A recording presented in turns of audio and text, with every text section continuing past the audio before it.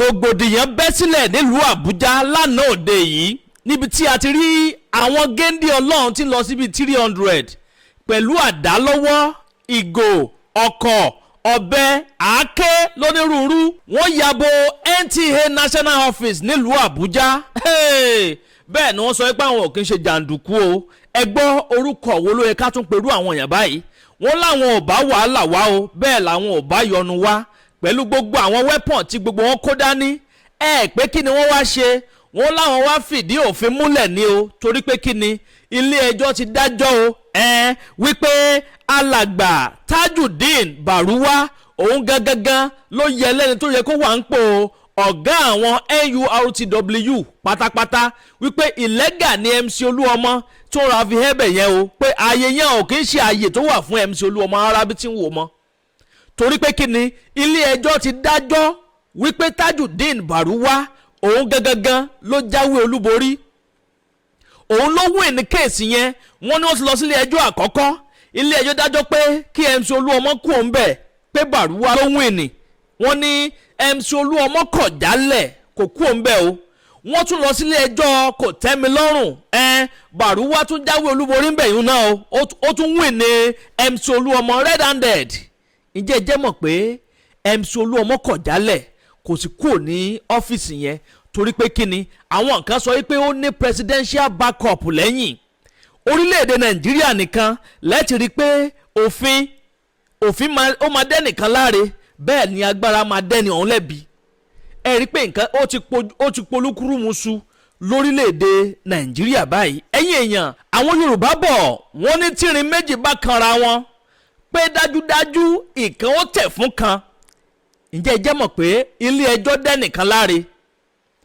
Ilé ẹjọ́ sọ wípé kó lọ take over, kó lọ take dominion, pé òun ló aláṣẹ president àjọ NURTW ẹgbẹ́ àwọn awakọ̀ l'Àbújá, òun ni president gbogbo taisi state ń bẹ lórílẹ̀‐èdè Nàìjíríà. Ǹjẹ́ ẹ jẹ́ mọ̀ pé agbára sì sọ wípé òun ò kú òun bẹ̀sẹ̀. Tẹ́ ò bá gbàgbé ẹ rí i pé MC Oluomo àti ààrẹ Bọ́lá Ahmed Tinubu àjọṣepọ̀ ń bẹ láàrin wọn dáadáa. Bẹ́ẹ̀ sì ni ọ̀pọ̀lọpọ̀ àwọn èèyàn sọ wípé ètò ìdìbò tí ń bọ̀ lọ́nà, pé ètò ìdìbò tí ń bọ̀ lọ́nà yìí MC Oluomo ó gbúdọ̀ ṣiṣẹ́ fún ààrẹ Bọ́lá Ahmed Tinubu. Fúndìí èyí ńkọ́ kò ní fẹ́ kú òun bẹ́ẹ̀ nígbà tí Wike kúkú ti ń kọ́lé fún gbogbo àwọn adájọ́ ẹgbẹ́ òṣèlú APC. Ẹ wá dúró lé jàrànjàràn tí Nyeso Wike mínísítà tìlú Àbújá tó kọ́ fún àwọn adájọ́ nílùú Àbújá. Ẹ rí i pé ọ̀pọ̀lọpọ̀ àwọn èèyàn ló jáde ńgbà yẹn pé pẹ̀lú nǹkan tí ẹgbẹ́ òṣèlú APC ń ṣe yìí yóò compromise ẹjọ́ lọ́pọ̀lọpọ̀ gba, yóò ba nǹkan jẹ́. Nígbà tí ìjọba bá bẹ̀ sí ń kọ́lé, ọ̀pọ̀lọpọ̀ àwọn òṣìṣẹ́ ìjọba ló wà káàkiri, aláwọn lecturer, aláwọn olùkọ́, àwọn teacher, ọ̀pọ̀lọpọ̀ àwọn dókítà lání, ọ̀pọ̀lọpọ̀ àwọn dókítà wa lórílẹ̀‐èdè Nàìjíríà ń bì, gbogbo wọn pátápátá ni wọ́n ti kúrò ní ìlú tán tó ti lọ sókè òkun látàrí iye owó táwọn òyìnbó ń san fún wọn lọ́hùn ó pọ̀ ju iye owó tí ìjọba orílẹ̀‐èdè Nàìjíríà ń san fún wọn lọ. Ọ̀pọ̀lọpọ̀ wọn ti kúrò ń bí láwọn tí ń tọ́jú aláìsàn. Àmọ́ Nyeso Wike ò rí gbogbo àwọn yẹn ńlẹ̀. Àwọn adájọ́ ló lọ ń kọ́ ilé fún, kò kí ń ṣe àwọn ilé bíntíbíntí o, àwọn ilé jàrànjàràn lọ serious house ni wọ́n pè é. Ibẹ̀ yẹn kọ́ ni mò ń lọ. MC Oluomo òun ni president àjọ NURTW lọ́wọ́lọ́wọ́ báyìí, àmọ́ ilé ẹjọ́ ti dájọ́ fún un pé kó kú òun bẹ̀. MC Oluomo kọ̀ jálẹ̀, kò kú ònípò yẹn. Baruwa, Tajudeen Baruwa ni wọ́n sọ pé ó win, pòun dẹ̀ ni àyè yẹn ló yẹ fún. Eléyìí gan ló fà á o tí Tajudeen Baruwa tó fi kó gbogbo àwọn ọmọ ẹ̀ tí wọ́n kó bọn kọ́kọ́ kádà gẹ́gẹ́ bí ìwé ìròyìn Tribune bó ṣe gbé jáde. Ó ní wọ́n yabo NURT National Office tí ń bẹ nílùú Àbújá, pégbà tí wọ́n fi ya ọbẹ̀ ẹ wò ó gbẹgẹdẹ gbiná, wọ́n jọ mú nǹkan lẹ̀, wọ́n dominate ọ́fíìsì. Nígbà tọ́rọ̀ yẹn tó di kàráǹgídá tán ẹ wò ó ọ̀rọ̀ dìbò lọ yá mi. We are here today. Yes. We can see that we don't hold anything like cutlass. Yes. John, we don't need this. Yes. Because we are critical trade unionists. Yes. We are coming here to resume to the office. Yes. It's almost 2 years. We have been went to the court. We take them to appeal court. We take them to the lower court. We won them in lower court. They take us to appeal court. We won them again. Then we now go after almost a year that we won appeal court. They don't respect the law. They say that they are above the law. I wish I know nobody above the law. Then we now went back again to another court again to interpretation of this judgment for us. That's because we got judgment. People are adamant to vacate the office, and we don't want to take law by hand. But you know what is meaning trade unionists? We maintain the peace. They wound 3 people. Then we saw Alaye with gun, run with gun and machete. So Alaye is one who machete that man from here. So it's unfortunate that we have took that man, we have taken that man to court. We have taken that man to hospital. So that's the only resistance that they have today. That's the challenge we have today. But there's a room for reconciliation. In any crisis, in anything like this, they will build that. Àwọn ọlọ́pàá gbórí wọlé o, bẹ́ẹ̀ ni wọ́n àrẹ́sì Tajudeen Baruwa pẹ̀lú àwọn ọmọ ẹ̀ 6 míì ní NURT headquarter tí ń bẹ ní Garki 2 Abuja lọ́jọ́ Monday níṣẹ̀lẹ̀ abàmì yìí ló wáyé. Ẹ rí i pé ọ̀pọ̀lọpọ̀ gbà ní Tajudeen Baruwa fọ́nrán yẹn lẹ́ ń wò sálẹ̀ yẹn o, àwọn ọlọ́pàá lẹ́ ń wò yẹn tó wá àrẹ́sì alàgbà yẹn. Wọ́n ní lọ́gán tí wọ́n àrẹ́sì ẹ̀ tán wọ́n sáré charge ẹ̀ lọ sílé ẹjọ́ lójú ẹsẹ̀.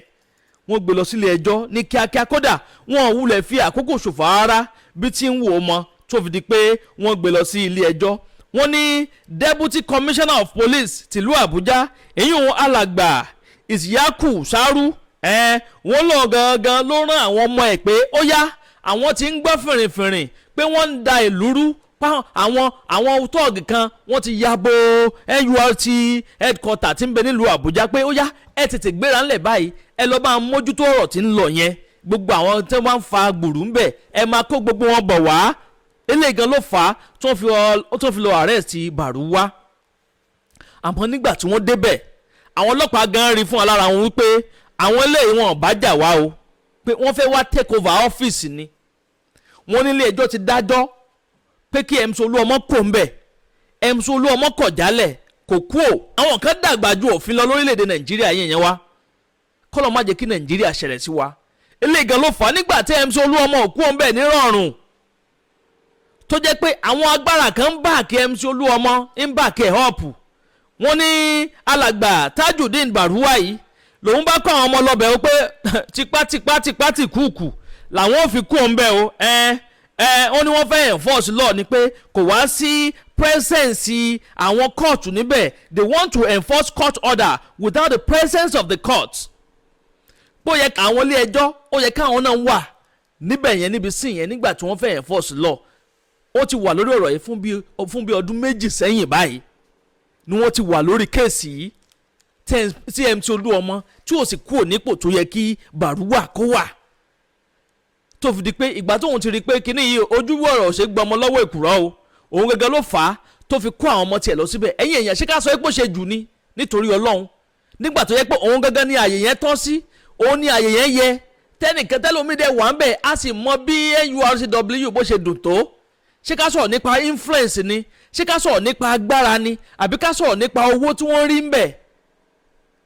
Headquarter àwọn NURTW ìlú Àbújá ló wà, àwọn dẹ̀ ló ń control gbogbo 36 states pátápátá tó wà lórílẹ̀‐èdè Nàìjíríà. So gbogbo àwọn state tó kù pátá wọ́n remit owó fún Àbújá ni, kẹ́lẹ̀ mọ̀ the kind of owó tí wọ́n make nínú ọ́fíìsì yẹn. MC Oluomo mọ mùdùmùdù tó wà ń bẹ̀, ó mọ ìgbádùn tó wà ń bẹ̀. Tẹ́ ò bá gbàgbé ẹ rí i pé ìlú Èkó ni MC Oluomo ti ń darí tẹ́lẹ̀. Lọ́gán tí ààrẹ Bọ́lá Ahmed Tinubu dépò ní MC Oluomo náà lọ sílùú Àbújá tó lọ take over ọ́fíìsì yẹn tó ń sọ ipò gangan níbẹ̀ yẹn tọ́ sí. Alàgbà Tajudeen Baruwa yìí ó lọ sílé ẹjọ́, bẹ́ẹ̀ ló ń wìn ní MC Oluomo. Kàkà tó yẹ kí MC Oluomo kó vacate kúrò ní ọ́fíìsì yẹn nírọ̀wọ́rọ̀sẹ̀ ó kọ̀ jálẹ̀ torí pé kí ni agbára ti ń bẹ́ẹ̀ agbára ló wà nípò báyìí, a sì jọ wà ní. Ẹ wo picture yìí, ẹ rí i pé ọ̀pọ̀lọpọ̀ picture láti rí tóun àti ààrẹ Bọ́lá Ahmed Tinubu tí wọ́n ti jọ yà. Bóyá yẹn gangan ló wá ń fún MC Oluomo confidence ni o, tó fi di wípé kò ka ọ̀rọ̀ ilé ẹjọ́ kò kà á sí rárá. Ẹni tó wá lọ sílé ẹjọ́ báyìí tó tún win nílé ẹjọ́ kàkà tó ẹ̀kẹ́ MC Oluomo tún kú òǹbẹ̀ ẹ̀yìn èèyàn kò kú òǹbẹ̀ o nínú àwọn èèyàn tí wọ́n gbé lánàá Saliama Amusa Nasiru Ibrahim Alhaji Sadisu Musa Daha Suleiman Abdullahi Gaba àti Saheed Fọjẹbi Ìbíkúnlé tí Baruwa Ìbíkúnlé Tajudeen Baruwa àwọn mẹ́fà yẹn pẹ̀lú Tajudeen Baruwa wọ́n jẹ́ méje lápapọ̀ àwọn ni àwọn ọlọ́pàá ìpínlẹ̀ Àbújá ni wọ́n gbé lọ sí ilé ẹjọ́ lánàá òde yìí wọ́n lọ sí magistrate court tí ń bẹ ní Wuse 1 zone 2 bẹ́ẹ̀ ni ibẹ̀ gangan ni wọ́n ti dá ẹjọ́ wọn lánàá òde yìí bẹ́ẹ̀ sì ni ọ̀gbẹ́ni sọ̀rọ̀ pé ó ti pé ọdún méjì gbáko báyìí tí àwọn ti ń dúró lórí ọ̀rọ̀ yìí kí MC Oluomo kó kúrò láàyè yẹn kó kúrò tí ó máa kúrò ẹ̀yìn èèyàn ọ̀rọ̀ yìí gbẹnu tán ó lékè nkà bẹ́ẹ̀ náà ló pakasọ. now kó má dàbí ẹni pé mo kàn ń ṣe àròsọ ọ̀rọ̀ ìwé ìròyìn Tribune òun ló tún gbélé jáde láàárọ̀ ẹ jẹ́ n ka díẹ̀ fún yín bẹ́ẹ̀ ó ní the Federal Capital Territory FCT Abuja Police Command has arrested Tajudeen Baruwa and seized order following an incident at the National Union of Road Transport Workers NURTW headquarters in Garki 2, Abuja.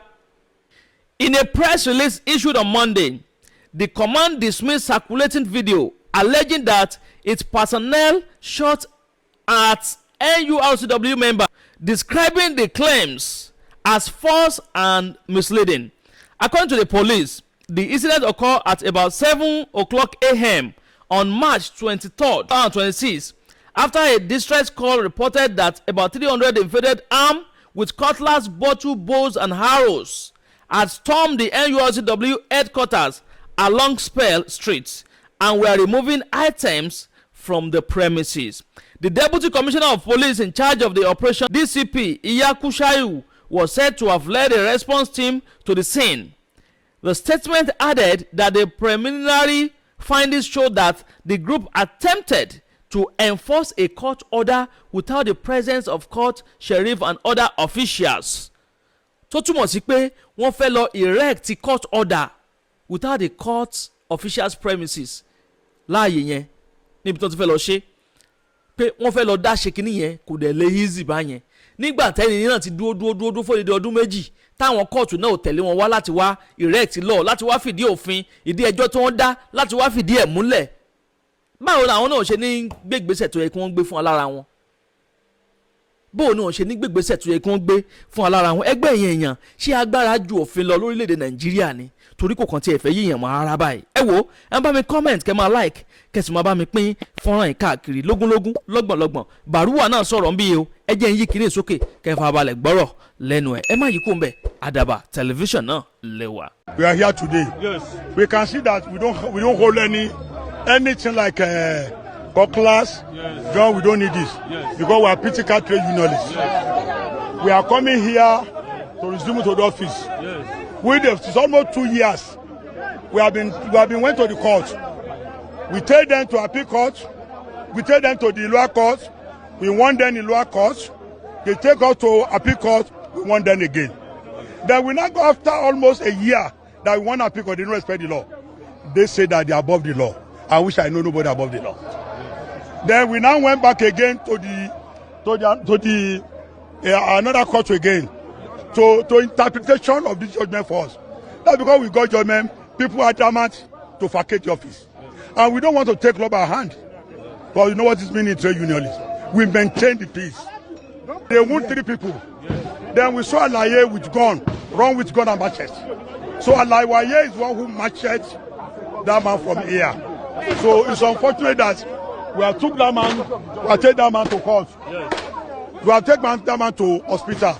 So that's the only resistance that we have today. That's challenge we have today. But there's a room for reconciliation. In any crisis, in anything like this, they will do that.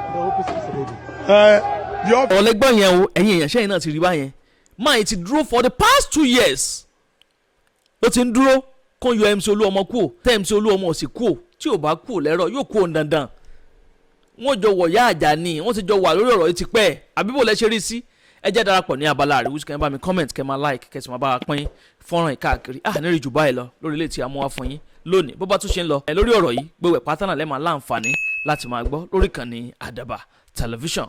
Àdàbà ọ̀nà ní à ń sùngbẹ́ iná ń jó ẹ̀yẹlé gbéra ńlẹ̀ Àdàbà atúntì fòfẹ̀rẹ̀ awọ̀lú sọ̀lúdẹ̀rọ̀ pẹ̀sẹ̀. agbe ní gbére pàdé olókun àdùkò ní gbére pàdé ọlọ́sà òdìdẹrẹ́ ní gbére pàdé wọn lóde ìwò fún ìwọ ọmọkùnrin tí nǹkan rẹ̀ ò ṣe déédéé ìwọ ọmọkùnrin tí ṣàyàwó rẹ̀ ó ṣẹ̀ṣẹ̀ mọ gbọ́ jìgìjìgì lára lójú lọ mú kára rẹ̀ ó tó le ìwọ ọmọkùnrin tó ń retí ọmọ bíbí ìwọ ọmọkùnrin tó fẹ́ ṣe nǹkan tó dáa láyé pẹ̀lú aya rẹ̀ tí ìfàyàlòyà tí ó fi di nǹkan tó dáa ìwọ tátọ̀ rẹ̀ ń sàn tí ò kí tó láti dọmọ ìwọ ọkùnrin tára rẹ̀ ò le ìwọ ọkùnrin ṣe ẹ̀kan dìde ìwọ ọkùnrin tátàn rẹ̀ ò dúró déédéé ìwọ ọkùnrin tó ń retí ọmọ ìwọ ọkùnrin tó ṣẹ̀ṣẹ̀ ṣègbéyàwó ọgbọ́ capable herbal energy capsule ló nílò fún gbogbo àìṣedéédéé ara rẹ̀ kó o lè jẹ́rìí sọmọ bíbí àti nǹkan tó dáa láti ṣe.